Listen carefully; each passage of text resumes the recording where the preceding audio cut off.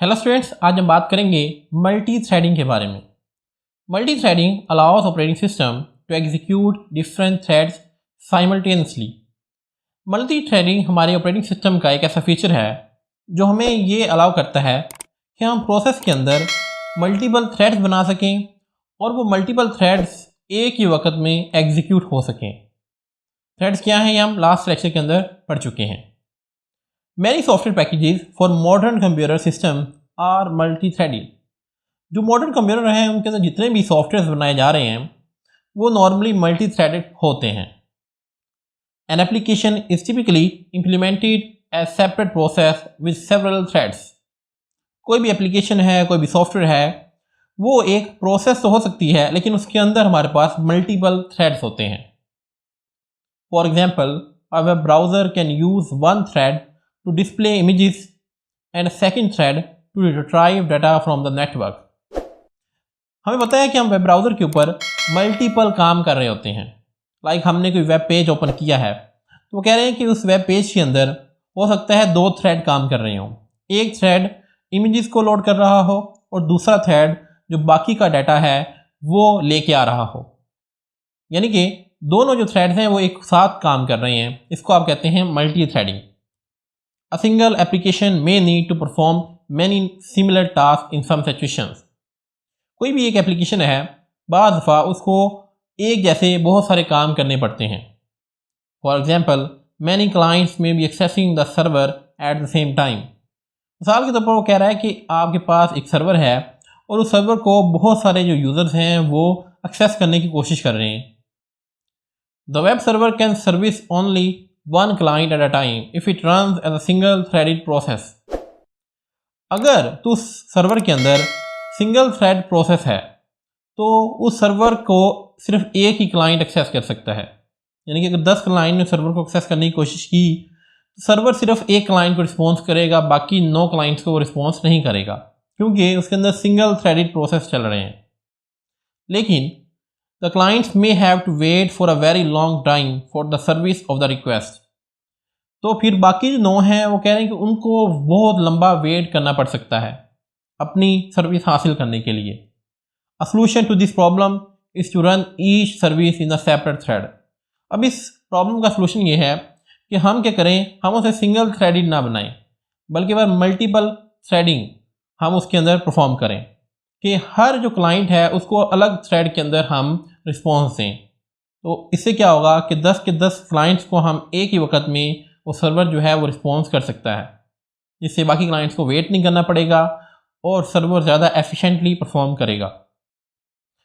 Advantages of multi threading, हमारे पास multi threading के बहुत सारे एडवांटेजेस हैं। Some advantages of using multi threading are as follows. Number 1, responsiveness. Multi threading approach increase responsiveness of the process. Multi threading हमारे process की responsiveness को increase करता है। रिस्पॉन्सिवनेस क्या होती है? A process consist of more than one thread. If one thread is blocked और busy in a lengthy calculation, some other thread may still be executing. For example, आप multi threads में काम कर रहे हैं और उनमें से कोई एक थ्रेड जो है वो ब्लॉक हो जाता है तो स्टिल हमारे पास जो बाकी थ्रेड्स हैं वो एग्जीक्यूट हो रहे होते हैं। So the user gets more response from the executing process. यानी कि हमारा काम रुकता नहीं है, कोई ना कोई काम हमारा हो रहा होता है। ये हमारे पास एडवांटेज है मल्टी थ्रेडिंग का। Number 2, resource sharing. All threads of one process share the memory and resources of that process. कि एक प्रोसेस के अंदर चाहे 1000 थ्रेड्स हों, वो थ्रेड्स सिर्फ एक स्पेसिफिक रिसोर्सेज ही इस्तेमाल करेंगे जो उस प्रोसेस को दिए गए हैं। ऐसा नहीं है कि वो एक्स्ट्रा रिसोर्सेज मांगेंगे। तो ये भी हमारे पास एक बहुत बड़ा बेनिफिट है। Number 3, economy. Allocation of memory and resources for process creation is costly. जब हम किसी प्रोसेस को मेमोरी देते हैं तो हमें महंगा पड़ता है, हमें बहुत ज़्यादा मेमोरी रिक्वायर्ड होती है। लेकिन all threads in the process share the resources of that process, so it is more economical to create threads. लेकिन एक प्रोसेस के अंदर जितने भी थ्रेड्स होते हैं वो अपने प्रोसेस के ही रिसोर्सेज इस्तेमाल करते हैं, उन्हें एक्स्ट्रा रिसोर्सेज की ज़रूरत नहीं होती, इसलिए वो ज़्यादा इकोनॉमिकल रहते हैं, हमें चीप पड़ते हैं। नंबर 4 एडवांटेज है utilization of multi processor architecture. Multi processing architecture allow the facility of parallel processing. जब हम मल्टी थ्रेडिंग यूज़ कर रहे होते हैं तो हमें ये बेनिफिट होता है कि हम मल्टी प्रोसेसर आर्किटेक्चर को इस्तेमाल कर सकते हैं।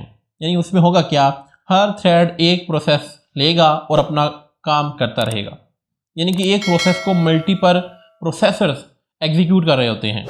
लेकिन अगर आपके पास थ्रेड ही एक हो तो उसके ऊपर मल्टीपल प्रोसेसर काम नहीं कर सकते। A single threaded processor can be executed on one CPU even if there are more processors. ऐसा प्रोसेस जो सिंगल थ्रेडेड है, यानी इस प्रोसेस के अंदर सिर्फ एक थ्रेड है, उसको सिर्फ एक ही CPU मिलेगा, चाहे आपके पास 1000 प्रोसेसर मौजूद हैं, चाहे आपके पास हज़ारों CPU हैं, लेकिन अगर थ्रेड एक है तो उसको CPU एक ही मिलेगा। Multi threading on a multi processor system increase concurrency. लेकिन अगर एक प्रोसेस के अंदर मल्टी थ्रेड्स हैं, मल्टीपल थ्रेड्स हैं, तो हम उसको एक से ज़्यादा CPU प्रोवाइड कर सकते हैं। Different parts of multi threaded process can be executed simultaneously on different processor. कि उस प्रोसेस के जो डिफरेंट पार्ट्स हैं वो डिफरेंट प्रोसेसर उनको एग्जीक्यूट करते हैं एक ही वक्त के अंदर, जिससे हमारे काम की जो स्पीड है वो बहुत ज़्यादा तेज़ हो जाती है। तो आज हमने देखा मल्टी थ्रेडिंग क्या होती है और इसके एडवांटेजेस कौन कौन से हैं। आज के इतना ही, मिलते हैं नेक्स्ट लेक्चर के अंदर। Thank you very much.